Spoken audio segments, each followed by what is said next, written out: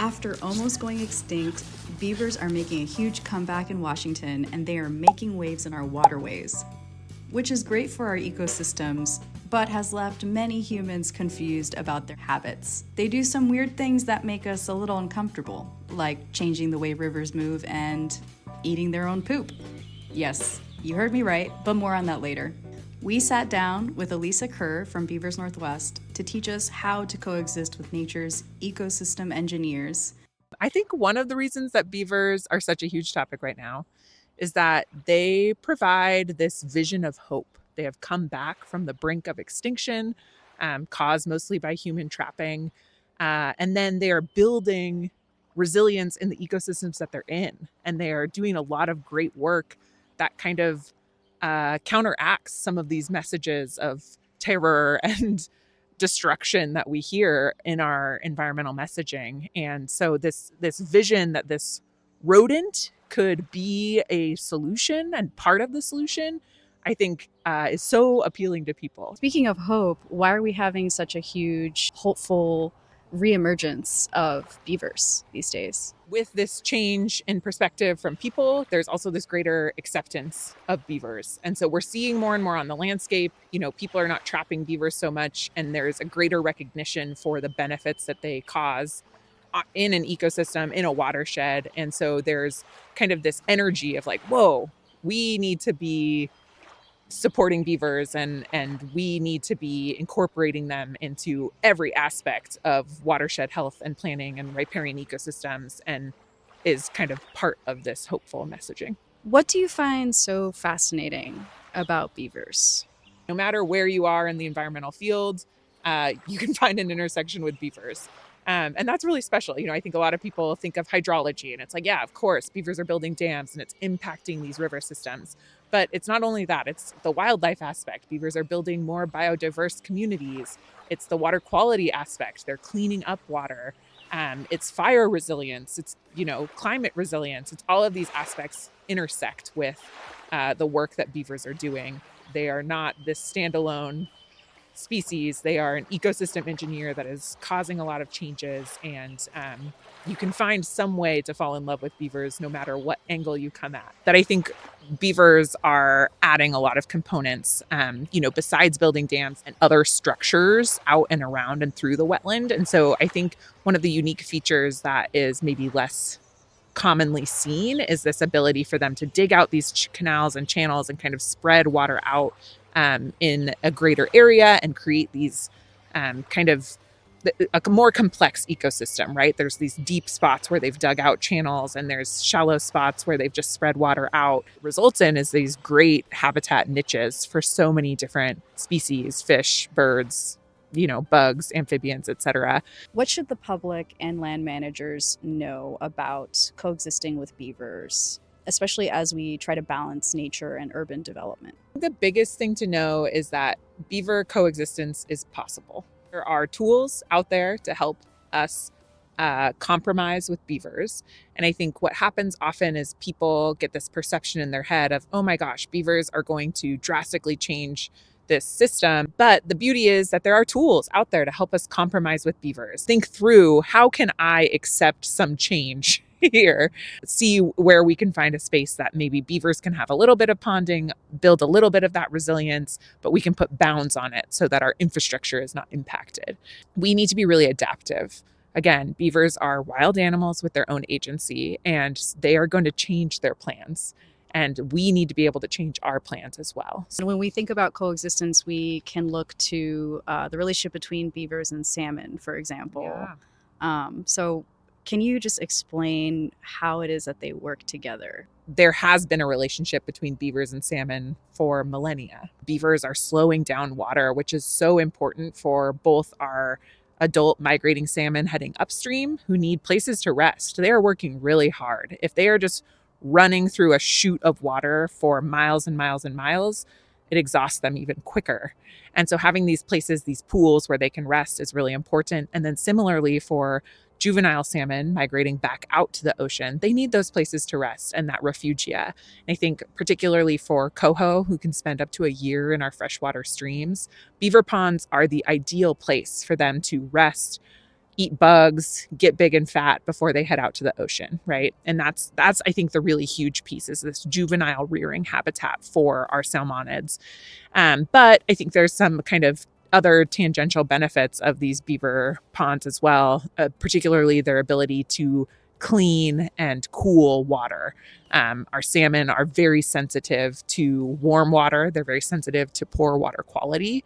And so having more of these wetland systems within a watershed that help to treat water quality, help to push more water into the ground and upwell further down where it might be cooler.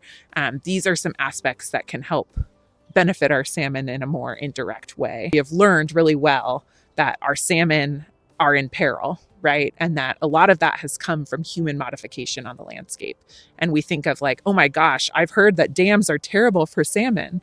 When we say that, we're thinking about a big concrete human-made dam, right? Where fish just, there's no way for them to get around. But a beaver dam is porous. It's never 100 feet tall.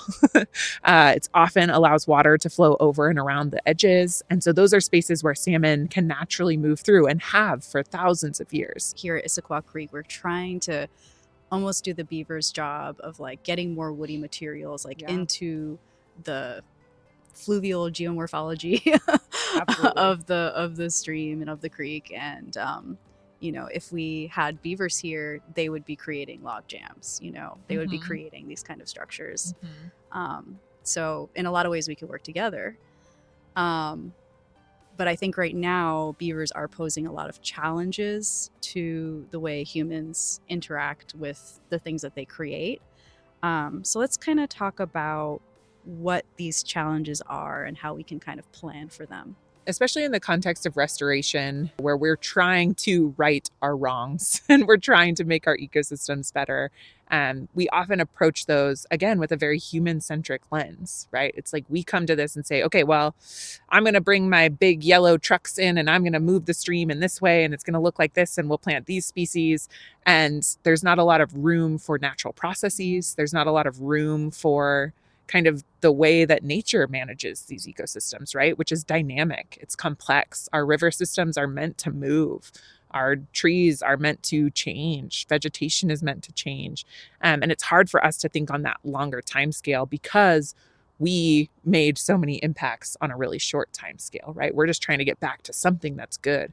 And so I think one of the big challenges is that beavers work more on that natural process timescale, and they work more on that dynamic, complex kind of system rather than one that we have rigidly set in a certain way. And so I think one of the big things that we can do as people working in the restoration space is we can really think about, okay, how much can I support natural processes here? What's going to happen when beavers move in? Because we're just seeing them move into these sites. We're creating great salmon habitat, which in turn is great beaver habitat. You do see a lot of conflict with beavers in urban spaces and suburban spaces where our infrastructure has been built without beavers in mind. It is a challenge when our infrastructure is close to these streams, wetlands, riparian areas. And that's where we really need to be thinking through coexistence options. How can we compromise with the beavers, right? Obviously, we can't return this to a perfectly wonderful natural ecosystem and let the river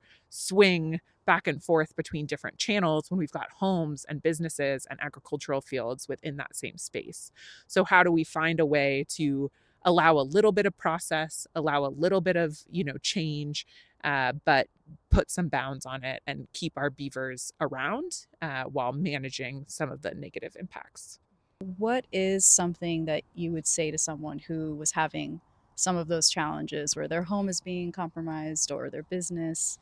What are some things that you would say to them to do in that kind of situation? Beavers Northwest is here as a resource.